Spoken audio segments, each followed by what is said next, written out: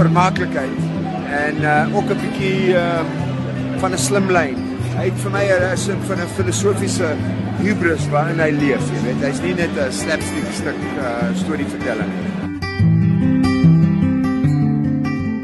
Ek speel Boet van die ou advertensies, van die Kasser advertensies. En maar hy het ook 'n paar nuwe probleme wat verfrissend is.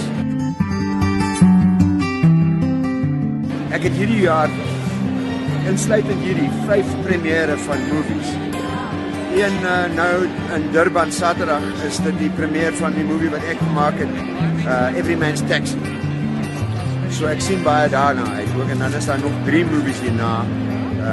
Die Windpomp, Siergroete aan Mannetjies Roe en was die ander musiek vir die agtergrond.